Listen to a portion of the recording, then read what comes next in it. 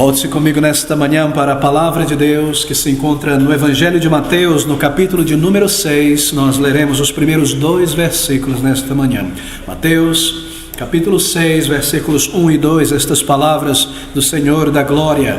Guardai-vos, diz o Salvador, de fazer as vossas esmolas diante dos homens, para serdes vistos por eles. Aliás, não tendes galardão junto de vosso Pai, que está nos céus.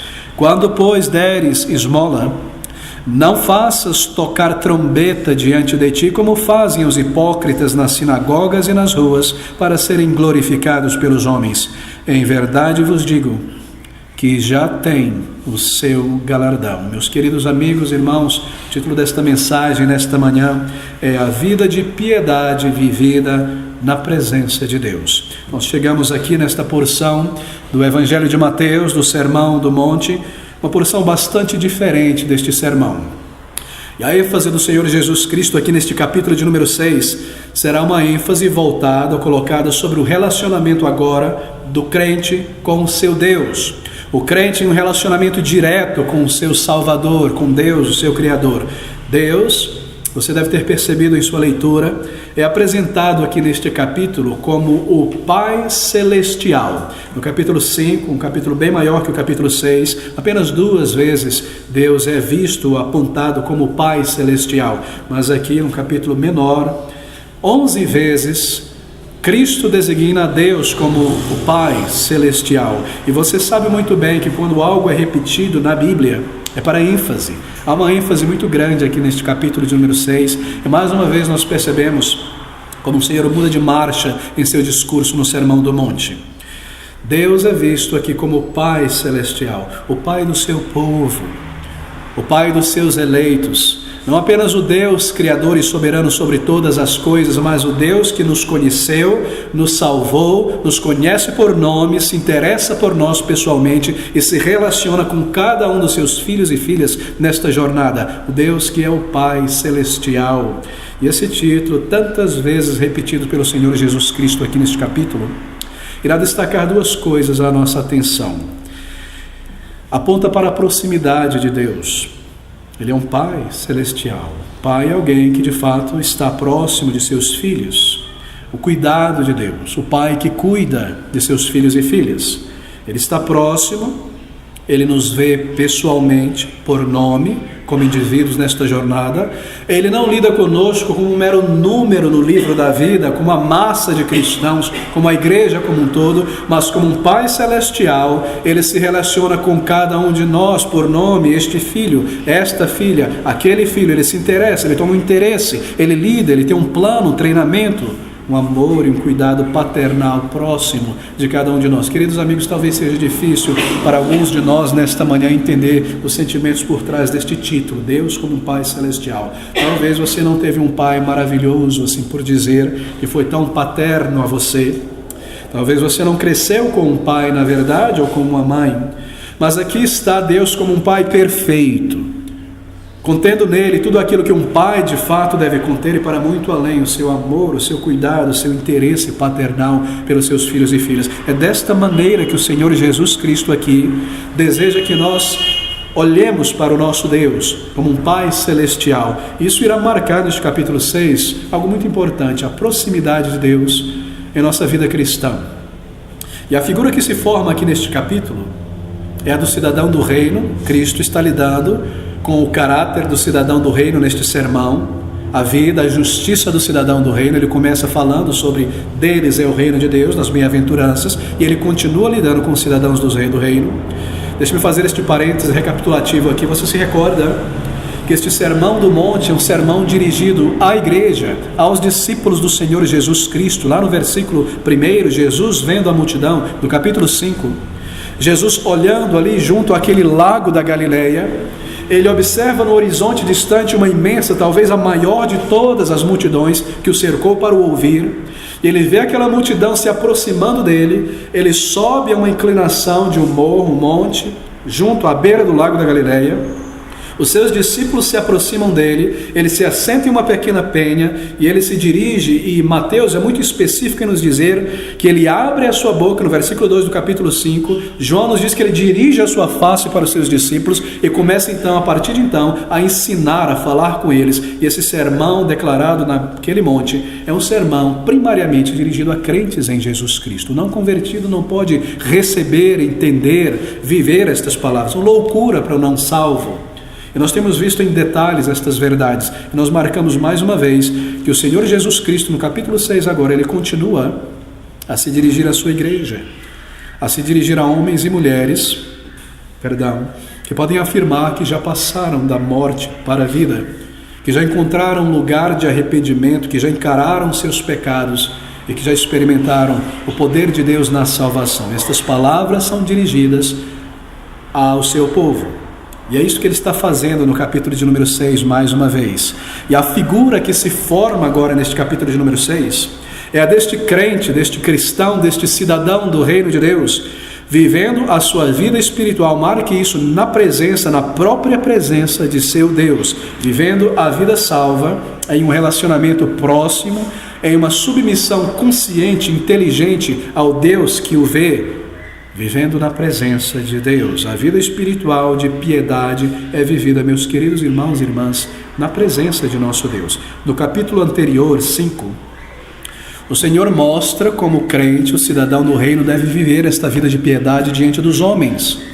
E ele toma a lei de Deus, e nós aprendemos que o mesmo padrão moral colocado sobre o crente no Antigo Testamento continua sendo o mesmo padrão moral do crente no Novo Testamento. A lei moral nos 10 mandamentos não foi obliterada, não foi colocada de lado, porque Cristo não veio, diz ele, para destruir a lei, mas para cumpri-la e para elevá-la e trazê-la de volta ao seu devido lugar. A reforma de Cristo é uma reforma, um retorno à forma, e ele contrasta o ensino da lei com um ensino farisaico dos escribas e fariseus. E todas as vezes que nós vemos ele dizendo, eu porém vos digo, nós sabemos que ele traz de volta o espírito da lei, o mesmo espírito entregue por Deus na lei no Antigo Testamento, como nós observamos com muitos detalhes. E aqui agora, neste capítulo de número 6, tendo lidado no capítulo anterior, como o crente vive a lei de Deus diante dos homens, como ele vive a sua vida espiritual na presença dos homens, agora aqui no capítulo 6, e essa é a grande mudança, ele passa a lidar com a vida espiritual do crente na presença de Deus, diante do seu Salvador, do seu Criador. Como o crente pratica a sua religião diante de Deus.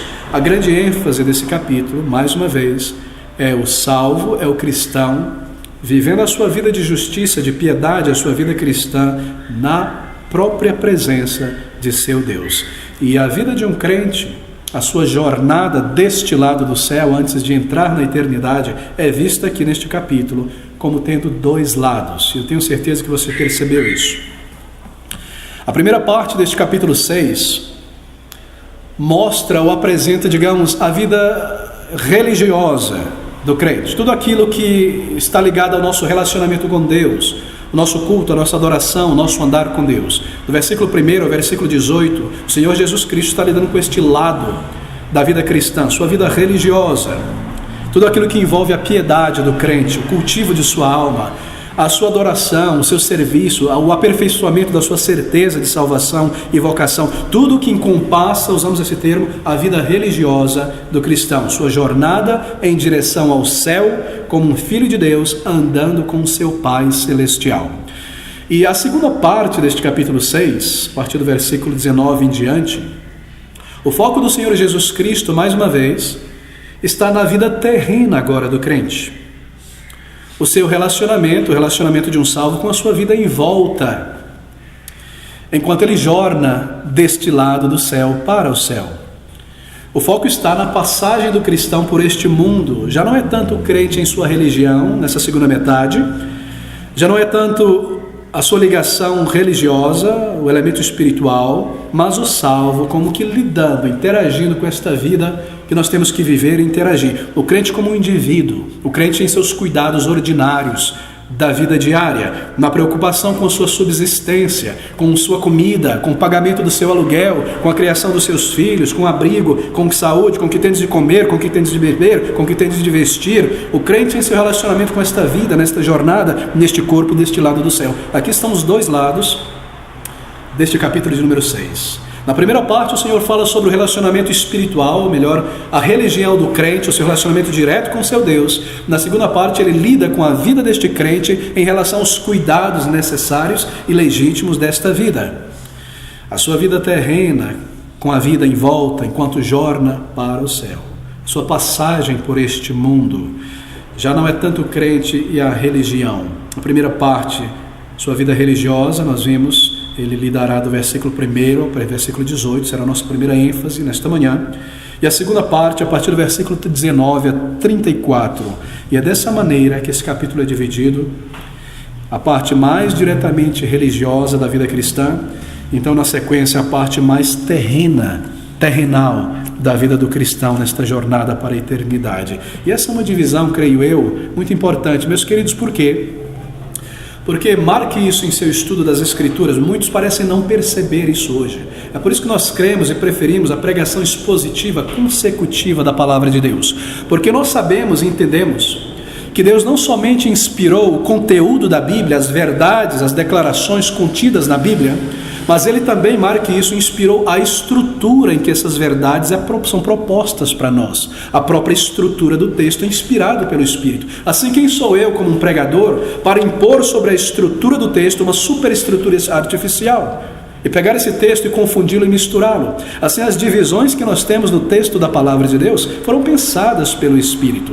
E essas divisões que nós temos aqui em particular neste capítulo 6, a vida espiritual do crente em relacionamento com o seu Senhor e a vida do crente em sua jornada foi colocada por Deus de maneira proposital para nós. E nós devemos seguir também a estrutura inspirada pelo Espírito. É muito melhor para nós. Bem, nós damos graças a Deus por este livro divino que é a Bíblia. Que livro maravilhoso é a Palavra de Deus. Quanto mais nós cavamos e perscrutamos nessas páginas, nós percebemos o brilho imanente, espiritual, divino que há nessas páginas eternas. E esse livro ele mostra que o crente também ele tem um relacionamento com o mundo físico em sua volta. Porque, querido, o crente ele não é um eremita, ele não é um monge isolado do mundo, verdadeiro cristão, cidadão do reino. Aqui não é alguém que não é tocado pelas preocupações terrenas deste mundo. Nós somos tocados sim por essas preocupações. O que comer, o que vestir, onde me abrigar, a saúde. Não há maior falácia em nossos dias do que a ideia de que um crente em Jesus Cristo, isso é promovido em todo lugar hoje, de que um crente em Jesus Cristo é uma pessoa isenta de problemas, de preocupações, de perdas, de catástrofes, de calamidades, de enfermidades. Não, nós não somos isentos, nós estamos debaixo dessas coisas. Porque nós vivemos em um mundo amaldiçoado pelo pecado, em um corpo amaldiçoado pelo pecado, e nós nos submetemos, estamos debaixo de vírus, de bactérias, de acidentes, de balas perdidas, de relâmpagos e de todo tipo de coisa, de pessoas desonestas. Nós não estamos isentos destas coisas, diz a Palavra de Deus. A vida cristã não é somente uma questão ligada às coisas espirituais. A vida cristã, na verdade, é permeada por dificuldades físicas, materiais, por perdas, por provações, por perplexidades. O lidar com as coisas que nos cercam, as pessoas, o cuidado de nosso corpo, coisas que você deve lidar diariamente. A vida cristã envolve isso. Porque graça e natureza andam juntos. O grande erro da chamada igreja cristã medieval foi separar estas duas coisas e dizer que graça e natureza são separados. E se eu quero viver uma vida piamente para o Senhor, completamente para o Senhor, então eu tenho que sair do mundo, subir no monte, ir para o meio do mato, me isolar no monastério e viver longe deste mundo para viver a graça de Deus. Mas nós aprendemos na Palavra de Deus, em particular neste capítulo tão maravilhoso, que graça, vida espiritual e natureza, o cuidado da vida andam de mãos dadas. E é nesta vida, neste corpo, no nosso lidar diário, no trabalho com as pessoas, que a graça de Deus se manifesta em nós e nós vivemos a vida espiritual. E não há nada mais característico do que esta verdade neste capítulo de número 6. Como nós precisamos da Bíblia, não é? É um livro onde Deus lida em detalhes com essas coisas terrenas. Nós estamos cercados de preocupações terrenas e materiais. Assim, nós precisamos da Bíblia. Nós precisamos de um livro como esse, onde Deus, nosso Criador, nos diga com detalhes como lidar com essas coisas terrenas dessa jornada e não ser engolidos por elas, não ser abatido por elas, como encarar e lidar essas coisas terrenas, essas preocupações materiais e terrenas e esses cuidados, e como fazer isso, é claro, como crentes em Jesus Cristo, como pessoas que têm acesso ao nosso Deus em oração e que têm um Deus que é um Pai celestial. Isso é claro aqui. Isso é claro nas cartas apostólicas. Nós vemos o tempo todo Paulo e os demais apóstolos lidando com essas coisas. O crente no local de trabalho, o crente como pai, como mãe, como esposo, como marido, como empregado, como empregador, na rua, no campo, na viagem. A vida da graça de Deus ao longo desta jornada espiritual. E você irá concordar comigo que nós agora chegamos mais uma vez diante de uma porção das Escrituras nesse sermão tão profundo do Senhor Jesus, o Sermão do Monte, preparada por Deus, meu querido amigo, para demolir o ego e fortalecer o homem interior regenerado. Quanto mais nós seguimos adiante nesses versículos do Sermão do Monte, mais nós somos confrontados com a sabedoria de Deus. Parece que foi pensado por Deus este capítulo 6. Parece não, de fato foi. Pensado por Deus para promover humildade espiritual. Porque esse capítulo, ele opera, pense você dessa maneira, ele parece operar como um espelho espiritual que Deus coloca diante de cada um de nós. Me ajuda a conhecer a mim mesmo, esse capítulo 6. Me ajuda a conhecer a mim mesmo como de fato eu sou, não como eu imagino, como eu penso, mas como o espelho diz, como a balança diz, como o exame diz quem eu sou. Esse capítulo traz a realidade de quem eu sou e me ajuda a me afastar, colocar de lado as nossas ideias imaginárias, não é, super elevadas que nós temos sobre nós mesmos. Esse é um capítulo tão importante, ele traz a realidade sobre nós, diante de nós. É como se você saísse de si mesmo por um momento, esse capítulo ajuda a fazer isso, e ficasse se observando de longe com um olhar crítico, essa pessoa que é você, como você vive, como você se comporta, como você anda. Esse capítulo faz exatamente isso. Um crente, meu querido irmão, deve ser alguém que deve conhecer a si mesmo, como de fato é. E esse capítulo nos ajuda com isso. Me ajuda a examinar o meu coração. E esse é um exame doloroso, eu devo dizer. Autoexame é algo doloroso, não é verdade? A pessoa não salva, ela não gosta de autoexame. Ela se afasta disso, ela evita isso. Ter uma opinião real, certa sobre si mesmo. Porque o não convertido, eu era assim, você era assim. Nós precisamos, para conseguir viver com nós mesmos neste mundo, de uma opinião idealizada sobre nós. Para conseguir viver dentro de nós mesmos. Nós não conseguiríamos encarar o nosso fracasso, a nossa inadequação nesta vida. É por isso que nós vivemos hoje na era do aumente a sua autoestima. Nunca houve uma era, uma geração como a nossa, em que o foco na suposta autoestima é tão grande, não é? Tudo parece para ser usado para aumentar a autoestima. A ideia da autoestima é utilizada como uma estratégia de marketing de venda. Compre, faça o bem a si mesmo, isso vai ser bom. Faça isso, você merece. Você vê isso em todo lugar, em todas as coisas, a era da autoestima. O não convertido, ele não gosta de um autoexame espiritual, ele não consegue encarar estas coisas, mas o crente é alguém que deseja conhecer a si mesmo, como é conhecido por Deus, porque ele anseia melhorar, porque o verdadeiro crente tem uma fome, uma sede de justiça na alma, de uma vida reta diante de Deus, de uma religião sincera, da hipocrisia ser lançado fora, da máscara do teatro da vida ser lançado fora, uma vida real com um Deus real. O crente deseja, almeja profundamente isso. Esse é um desejo profundo na alma de um crente, chamado aqui de fome e sede por justiça, no capítulo 5. Embora seja um exercício doloroso, graças a Deus por esse capítulo. Porque é somente quando nós encaramos a nós mesmos, nós olhamos a nós mesmos assim de fora, por assim dizer, que o crente então, ele de fato corre para o seu Pai Celestial em busca de graça para viver a vida cristã, para andar diante de Deus. E é então, e somente então, que verdadeiro amadurecimento começa a florescer em nossas vidas. Nosso foco será a primeira parte deste capítulo. Espero conseguirmos passar do versículo 1, porque há tanta coisa.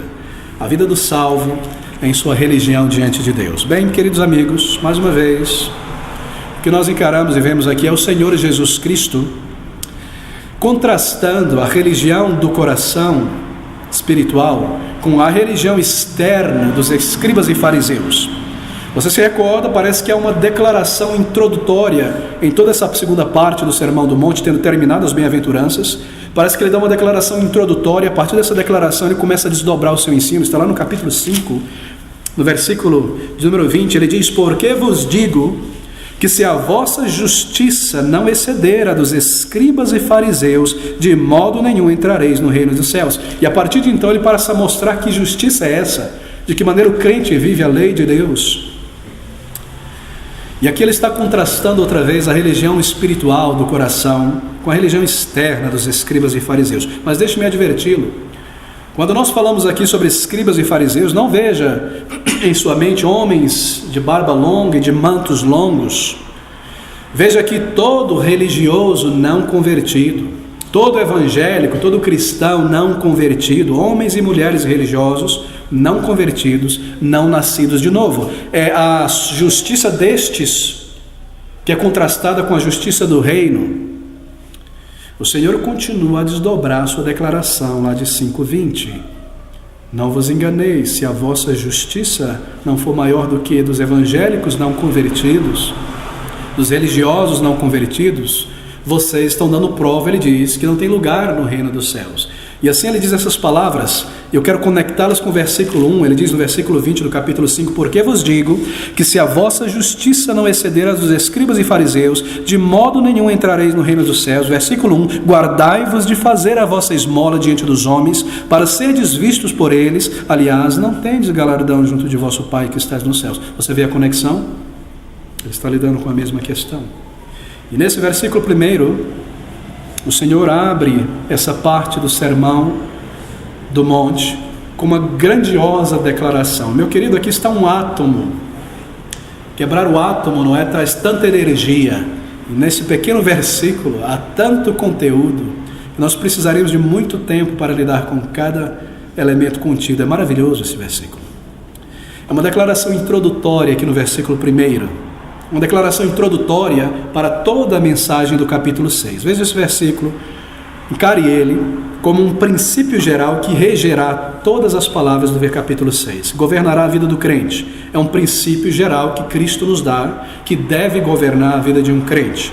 O Senhor continua a desdobrar essa declaração. Deve governar a minha vida religiosa, a minha vida terrena. Veja o versículo 1 então. Guardai-vos, diz o Salvador, de fazer a vossa esmola diante dos homens, para serdes vistos por eles. Aliás, ou fazendo assim, não tendes galardão junto de vosso Pai que está nos céus. E o princípio das palavras de Jesus, no versículo 1, que deve governar todo o nosso relacionamento com Deus, que ao contrário dos escribas e fariseus, dos evangélicos não convertidos, cristão não convertido, o princípio é que a piedade do crente, a religião do crente, não deve ser vivida como um show diante dos homens. Esse é o princípio aqui. Não deve ser vivida para ganhar a atenção das pessoas, a admiração das pessoas. Guardai-vos de fazer as vossas esmolas diante dos homens, para serdes vistos por eles. Há uma dificuldade aqui, porque a palavra esmola, ela não é exatamente a mesma palavra esmola que você encontrará no versículo 2. No grego, esta palavra do versículo 1, traduzida como esmola, ela seria melhor traduzida como justiça, religião ou piedade. Ela é muito parecida no original com a palavra esmola, porque não se há a palavra esmola no grego, a palavra demonstração de justiça. E aqui era traduzido como esmola. Mas se você colocar a palavra justiça ou piedade no lugar de esmola, fica muito mais claro o que o Senhor Jesus Cristo está dizendo assim. Leia comigo. Guardai-vos de fazer, performar a vossa piedade, a vossa religião diante dos homens, para serdes vistos por eles. Fazendo assim, não tendes galardão junto de vosso Pai que está no céu. Este é o princípio. E este é o princípio que percorrerá todo o capítulo 6, e esse é o princípio que deve governar a minha vida como um discípulo do Senhor Jesus Cristo. E depois que ele declara o princípio introdutório, Então ele passa imediatamente a exemplificar este princípio e como ele é vivido. E ele dá então na sequência 3 exemplos da aplicação deste princípio. Esmolas, versículos 2 a 4, oração, versículo de 5 a 15, jejum, versículo de 16 a 18. Ele diz: guardai-vos de performar, de fazer a vossa piedade, religião diante dos homens, para serdes vistos por eles. E agora ele toma 3 exemplos da vida religiosa de um crente: esmolas, oração, jejum, para exemplificar esse princípio. E estes 3 exemplos, dados pelo Senhor Jesus Cristo, encompassam toda a vida religiosa do salvo. A maneira como o salvo pratica boas obras para com seu próximo, chamado aqui de caridade ou esmolas, a maneira como eu me aproximo de Deus em oração, em culto, em serviço, e a maneira de minha santificação, de minha luta contra a carne, colocada aqui em termos de jejum. Isso encompassa toda a vida espiritual de um crente. E o princípio que deve permear como uma linha nas pedrinhas desse colar, juntando todas elas, é o versículo 1, quando o Senhor Jesus Cristo diz, é como se ele estivesse dizendo aos seus discípulos, ali naquele sermão do monte: eu darei para vocês um princípio que deve governar toda a vida espiritual do cidadão do reino, para que vocês não sejam como os fariseus e os escribas, que vivem a religião externa apenas, e não a religião do coração. E a minha palavra é esta: guardai-vos, cuidai de não viver, de não fazer a vossa justiça, a vossa piedade diante dos homens, para serdes vistos por eles, porque fazendo assim, aliás, não tendes galardão junto de vosso Pai que estás nos céus. Então, na sequência, os 3 exemplos. E o princípio nós vimos, é um princípio que perpassa cada faceta da vida religiosa. E é este, que toda a vida religiosa, este é o grande princípio, é vivida, deixe-me usar esse termo, é performada diante dos olhos de Deus.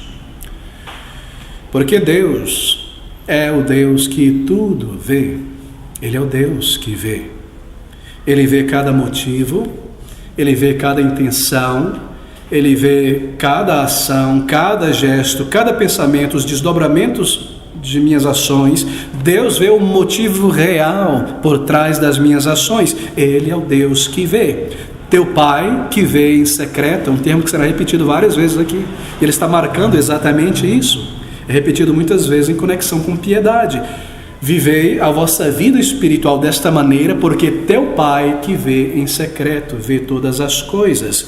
Ele vê o que as pessoas não podem ver. Deus vê o que nós queremos disfarçar e ocultar. Ele vê todas as coisas. Em minha piedade, em meu culto ao Senhor, em meu serviço ao Senhor, em sua casa, Ele vê o que está em secreto. Ele é o Pai Celestial. Ele sabe o que seus filhos e filhas estão aprontando lá no quarto, quando tudo está em silêncio e ninguém sabe o que está acontecendo. Ele vê todas as coisas, teu Pai, que vê em secreto.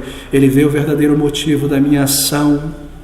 Ele sabe se minha piedade é feita diante dos homens ou diante de Deus.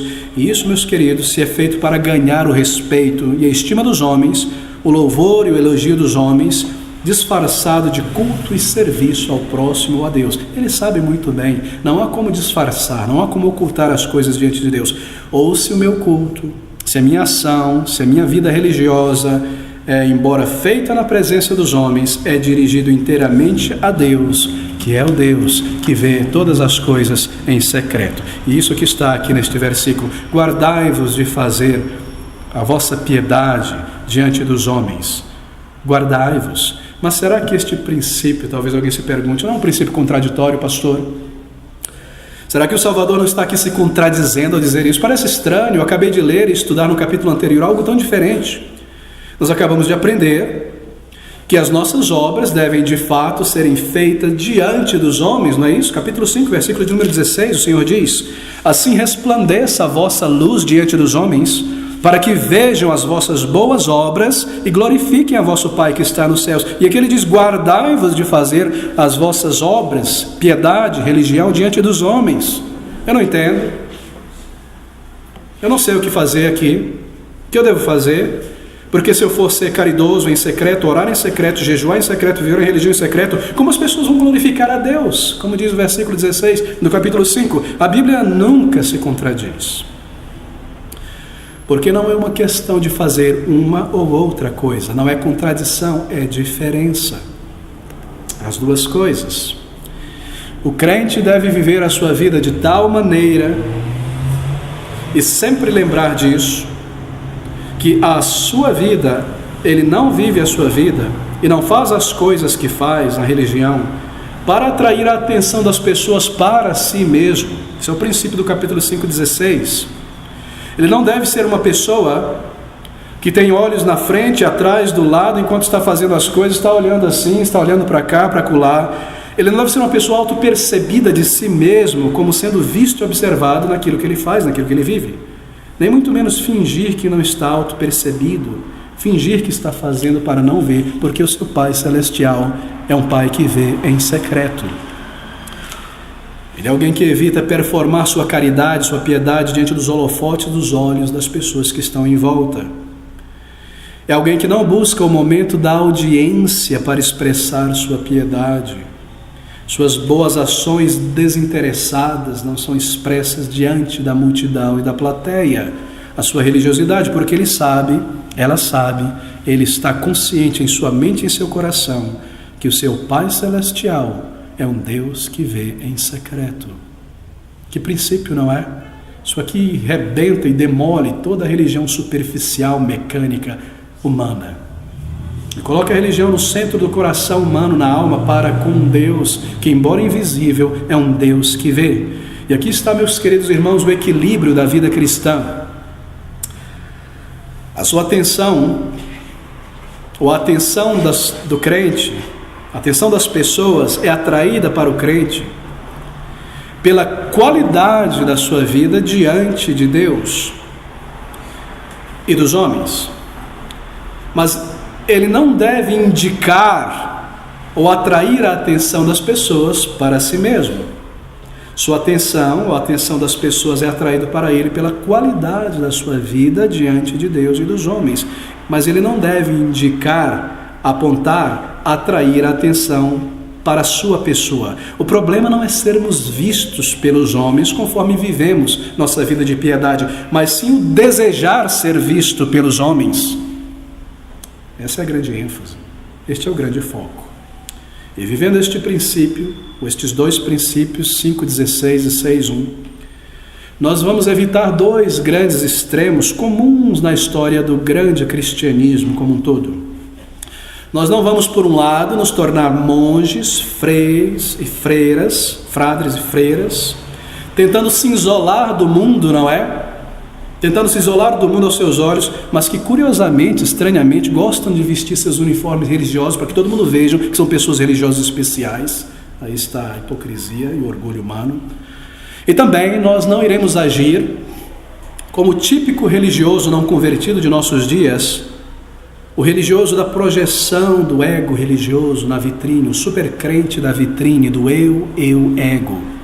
O hipócrita condenado por Cristo, e essa é a palavra que ele usa, hipócrita, ator da vida. O Senhor Jesus ensina que a nossa piedade tem em vista a aprovação de Deus e não a atenção e o louvor dos homens. Por isso, guardai-vos, diz o Salvador, de fazer, de performar a vossa piedade diante dos homens, para serdes vistos por eles. Bem, o Senhor aqui, que Ele está realmente fazendo. Nós chegamos ao âmago da questão que o Senhor Jesus Cristo está fazendo aqui mais uma vez, meus irmãos, é confrontando cada um de seus filhos e filhas com o problema do orgulho na religião, com o problema do orgulho na piedade.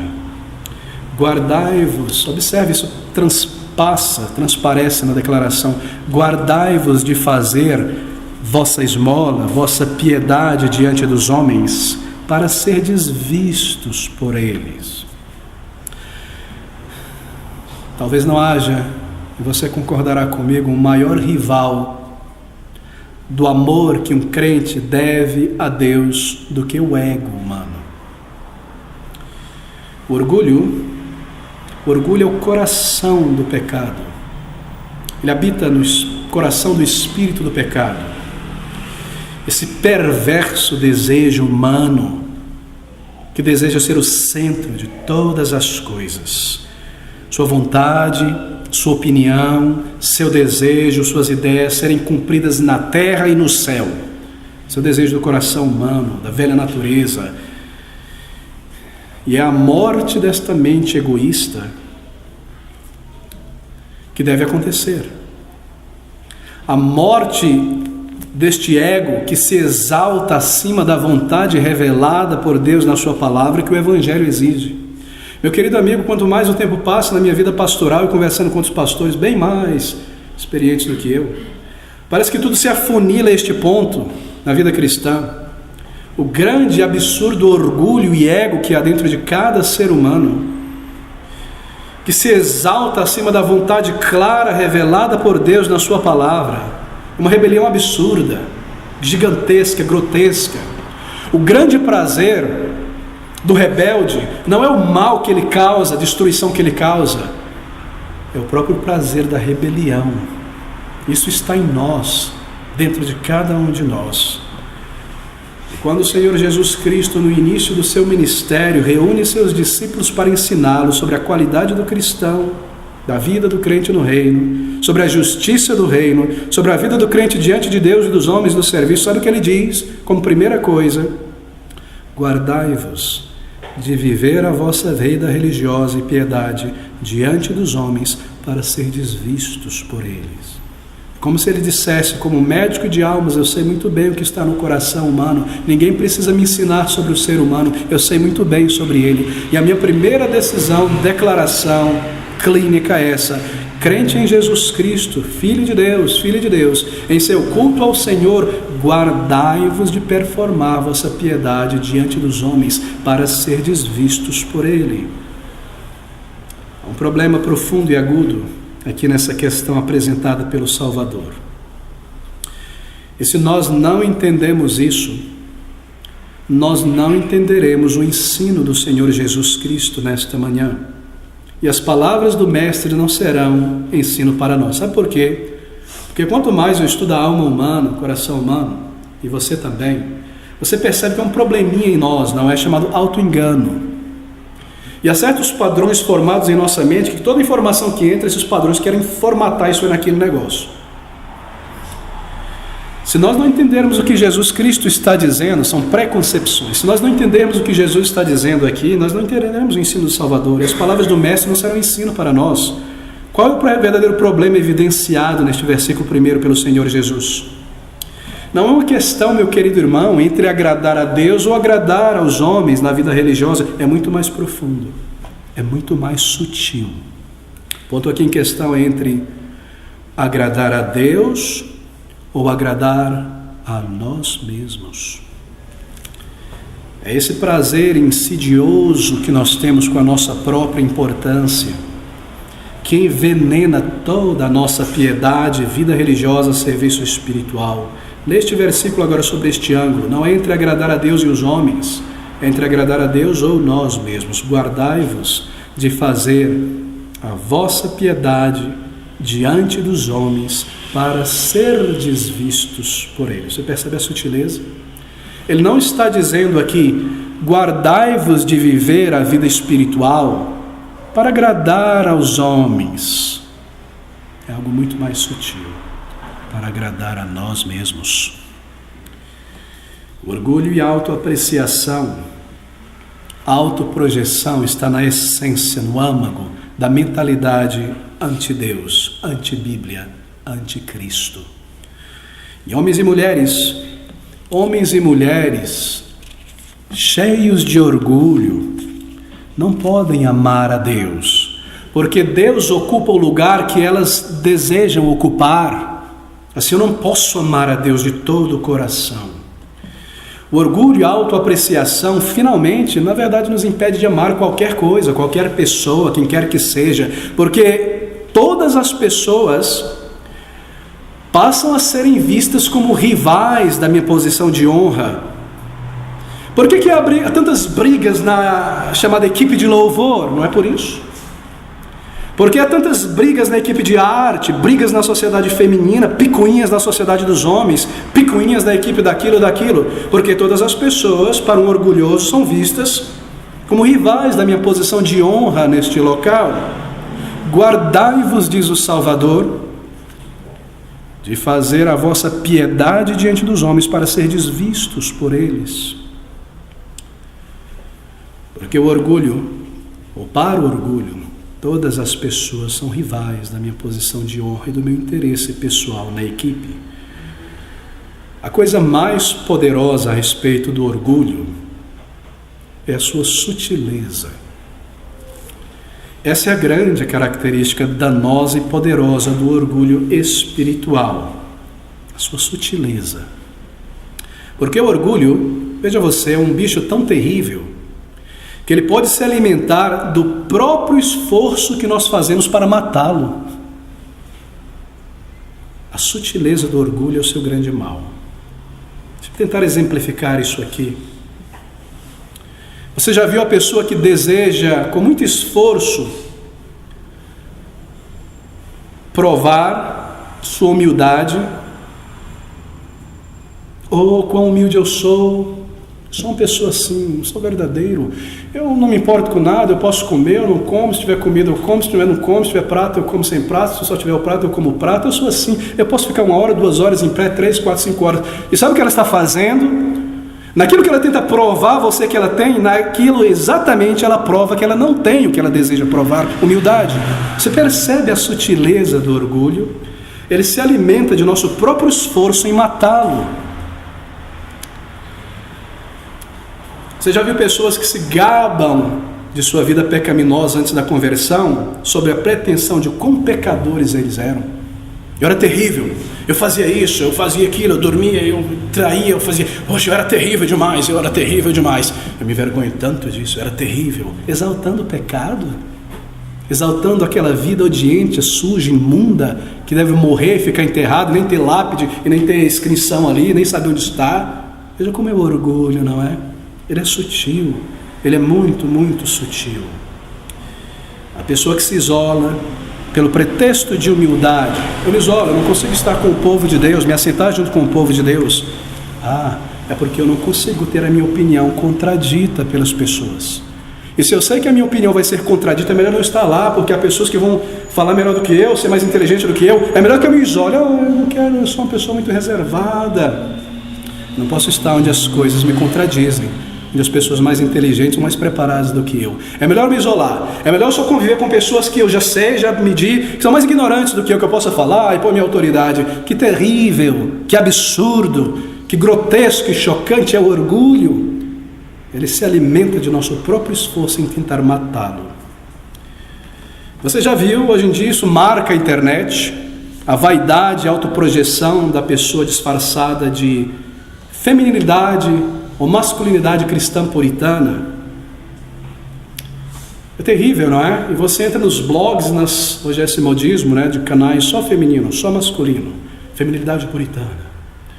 Veja que puritano eu sou, as minhas unhas, o meu cabelo, eu sou uma foto, uma pintura de uma puritana deitada em flores, e os comentários, que cabelo lindo, que pele bonita, que coisa absurda, aquilo que parece ser, não é? A forma mais casual e despreocupada com o ego, eu sou muito puritano. Pode ser a forma mais sutil de autointeresse, autoprojeção do ego da minha pessoa. O orgulho é uma coisa tão chocante, e tão gritante, e tão assassina, e mortífera, e poderosa, e feia. O orgulhoso não vê isso, o orgulhoso nunca vê isso, todo mundo vê. Que Cristo Jesus decide em seu ensino primário, a sua igreja, lidar com o orgulho. É o orgulho que derrubou um diabo do céu. É o orgulho que tem derrubado multidões de homens e mulheres. É o orgulho que destrói toda a vida que o Espírito traz. O orgulho é algo muito nocivo, porque é poderoso e sutil. É muito sutil o orgulho, a autoprojeção, porque o orgulho pode se alimentar do próprio esforço que fazemos para matá-lo. O orgulho não importa em ceder campo, desde que mantenha o controle. O orgulho é assim. Bem, queridos, deixe-me ser mais positivo então. Como escapar deste orgulho e autoapreciação que nos impede de amarmos a Deus e servi-lo com um coração purificado, e amar a igreja e o povo de Deus e almas necessitadas de fato? Bem, não será primariamente em nos concentrarmos em nossa indignidade. Humildade verdadeira não consiste em pensar que você é desprezível todo o tempo. Sabe por quê? Porque mesmo nisso o orgulho pode encontrar lugar e transformar toda essa indignidade em autocomiseração. Eu, ego. É terrível, né, o orgulho? Como ele é incrível, né? Bem, consiste primeiramente, então, escapar desse orgulho, dessa autoprojeção, autoapreciação nisso, em esquecer-se de si mesmo. Esse é o primeiro passo. O orgulho só morre e definha quando o próprio eu é esquecido. E nós nos esquecemos de nós mesmos, e aqui está a resposta de Jesus Cristo. Tendo esquecido de nós mesmos, nós passamos então, e aqui é o ponto central, a perceber o nosso relacionamento com o nosso Deus. Porque esquecer de nós mesmos não é suficiente se nós não passarmos positivamente a perceber nosso relacionamento com o Pai Celestial que vê tudo em secreto. A questão suprema para nós na vida cristã é essa, meus irmãos. Estar apercebido, consciente, inteligentemente despertos quanto ao nosso relacionamento com Deus, vertical, com o Senhor. Esse de fato é a solução para o problema do orgulho espiritual e o orgulho em todas as formas. A grande razão da vitória do orgulho em nós, a nossa falha em vencê-lo, ele voltar, quando nós lutamos com ele, é que nós continuamos a esquecer o nosso relacionamento com o nosso Deus. E é isso que o Senhor Jesus Cristo está trazendo a atenção desses discípulos. Ou colocando positivamente, nós não pensamos em nosso relacionamento com o nosso Deus, que é um ser pessoal, um Deus que vê. A nossa vida cristã, ela é vivida muitas vezes, não em termos de nosso relacionamento com Deus, mas em termos de Deus lá e eu cá, tentando viver a vida cristã neste mundo, de vez em quando me contactando espiritualmente com Ele. Não, esse é o grande mal. A vida cristã é um relacionamento pessoal com Deus. E o exemplo perfeito diante de nós é o próprio Salvador, o Senhor da Glória. É maravilhoso meditar sobre a pessoa e a vida do Senhor Jesus Cristo. E essa foi uma característica clara, vital, marcante da vida de Jesus Cristo. Ele viveu inteiramente a sua vida do início ao fim para o seu Pai Celestial. Ele mesmo disse: eu não vim a este mundo para fazer a minha própria vontade. Ele disse: eu não falo as minhas palavras, mas eu falo as palavras de Deus. Ele disse: eu não busco a minha própria honra, mas daquele que me enviou a este mundo. Você percebe essa característica marcante na personalidade do Senhor Jesus Cristo? E você percebe como essa característica marcante é vista em João Batista. É necessário que Ele aumente e que o eu diminua. A questão suprema para nós, queridos, é perceber nosso relacionamento com o nosso Deus. Essa de fato é a solução para o problema do orgulho espiritual. E o nosso relacionamento com Deus implica na seguinte verdade. E é isso que nós temos que lembrar sempre. Isso é enfatizado aqui pelo Senhor Jesus Cristo. A verdade é esta: que nós estamos sempre na presença de Deus. Nós estamos sempre na presença de nosso Deus. Tudo o que nós fazemos, tudo o que nós pensamos, neste exato momento sentado aqui, nós estamos na própria presença de nosso Deus. Tudo o que nós imaginamos é feito na presença de Deus, porque Deus é um Deus que vê. O meu Deus, tu és o Deus que me vê, diz Gênesis capítulo 16, versículo 13. Portanto, guardai-vos de fazer a vossa piedade diante dos homens, para serdes vistos por eles, porque teu Pai Celestial vê em secreto, e Ele é o Deus que tudo vê. E essas palavras são tão verdadeiras e tão profundas, e nós temos considerado elas em nossa primeira leitura nesta manhã. Palavras tão profundas e tão reais do Salmo 139. Senhor, Tu me sondaste e me cercastes. Tu sabes o meu assentar e o meu levantar. De longe entendes o meu pensamento. Cercas o meu andar para onde quer que eu vou.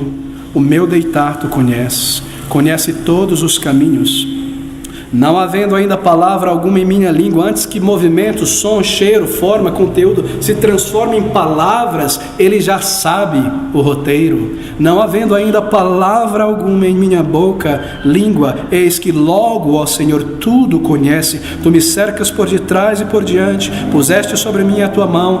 Tal conhecimento é para mim maravilhosíssimo, esse conhecimento completo é tão alto, eu não consigo possuir. Para onde me irei do teu espírito? Para onde fugirei da tua face? Se subir ao céu, lá tu estás. Se fizer no abismo, no inferno, a minha cama, eis que ali tu estás também. Se tomar as asas da alva e for habitar nas extremidades do mar, até ali a tua mão me guiará, a tua destra me susterá. Se disser a luz e as trevas me encobrirão. Deus não me verá. Luz e trevas são uma coisa só.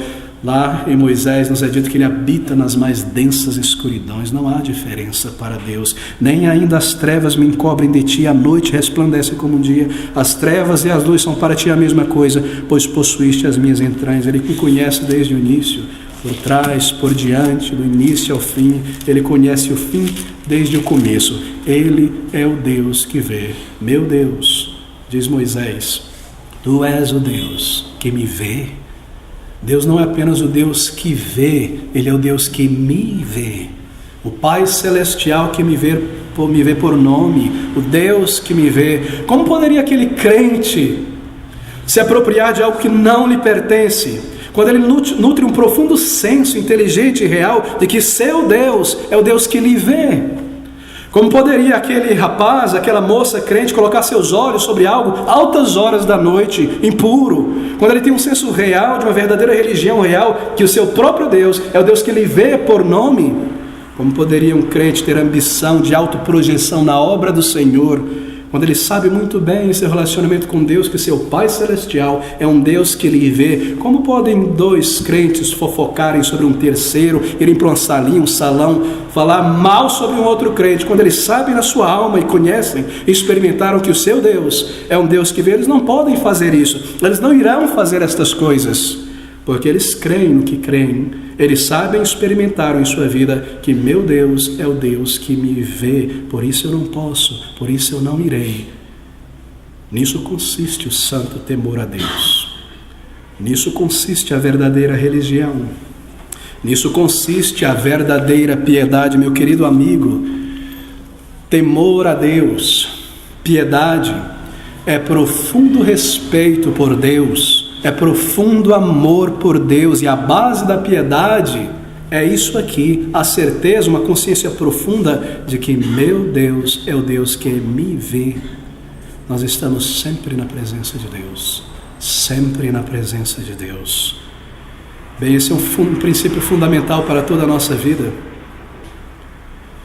Se você deseja um princípio norteador para todas as direções possíveis da tua vida, pense sempre constantemente nisso. Meu Deus é o Deus que me vê. Isso afetará a tua vida em absolutamente todas as coisas. Palavras, ações, motivações, pensamentos, preocupações, o futuro, tudo, tudo.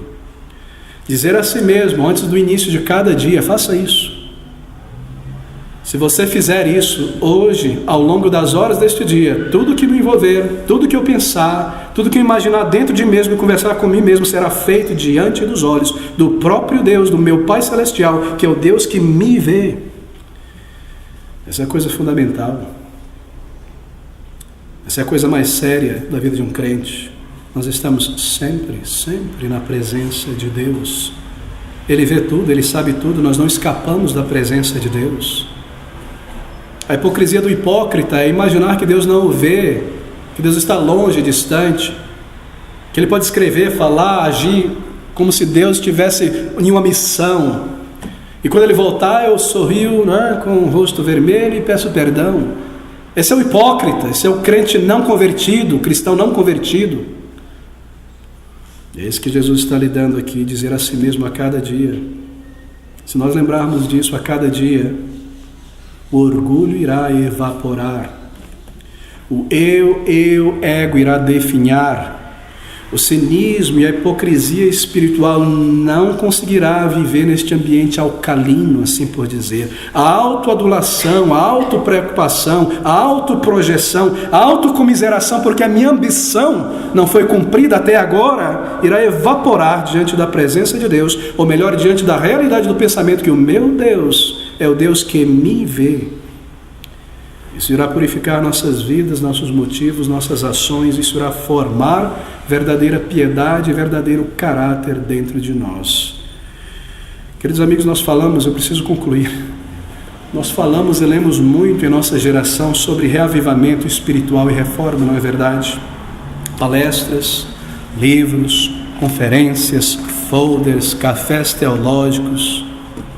Mas aqui está a raiz de um verdadeiro reavivamento e uma reforma espiritual na alma. A mortificação do ego, a percepção consciente e aplicada dessa verdade na vida individual de cada crente da igreja. Tu és o Deus que me vê. Eu não consigo no Brasil, em nossa geração, contemplar qualquer reavivamento, nem agora, nem no futuro breve. Uma geração de crentes hedonistas, crentes e líderes cujo desejo é o da projeção do ego e do rosto da pessoa nas suas partes. Tira agora desse ângulo, eu, ego. Eu não consigo ver isso. Que não se cansam de postar seus selfies e promover suas pessoas em suas páginas. Líderes que promovem mais o seu estilo, sua agenda, seus ministérios e personalidades marcantes, seus intelectos e preferências do que a pura palavra de Deus. Mas se nós, meus irmãos, praticarmos este princípio em nossa vida diária, meu Deus é o Deus que me vê. Então isso irá purificar nossas vidas e nossos motivos. Então um verdadeiro avivamento tomará lugar em nossa vida individual, em nossa igreja. Nós não precisamos de experiências espetaculares e confusas do meio confuso. Nós não precisamos de catarse emocional com muita música, passando por cima da mente direto ao nervo da emoção. Nós não precisamos de experiências espirituais maravilhosas e incompreensíveis, que irão resolver todos os problemas de nossa vida e do nosso corpo e de nossa mente. Se somente nós lembrarmos disso, isso irá afetar a nossa vida. Todo o nosso orgulho, toda a nossa pretensa, ego, egoísmo, autoadulação, autopreocupação, tudo está errado conosco. O velho mal que reside em cada um de nós seria checado, tratado, mantido lá embaixo, com o conhecimento de que meu Deus toma nota, meu Deus vê, Ele conhece as intenções do meu coração. Isso gerará a verdadeira santificação, eu lhe garanto. Porque no momento que nós percebemos e assimilamos isso, então nós nos humildecemos de verdade. E então nós nos aproximamos de nosso Pai Celestial para receber graça para a vida diária, graça para viver a vida de piedade diante de Deus e dos homens. E é isso que nós precisamos. E é isso que nós desejamos. Eu tinha a intenção de ir além desse primeiro versículo nessa manhã. Mas nosso tempo se esgota. Eu sinto que é suficiente entesourarmos este princípio inicial dado pelo Senhor Jesus aqui, antes de considerar os 3 exemplos. Aqui está, meus queridos amigos, o princípio que irá guiar todo este capítulo. Guardai-vos do orgulho, de viver a vossa piedade diante dos homens para serdes vistos por Ele. Estas palavras do Salvador: meu Deus é o Deus que me vê. E o Senhor permitindo, no próximo domingo nós continuaremos esses 3 exemplos. Que Ele nos ajude e Ele irá, se nós nos aproximarmos dEle assim.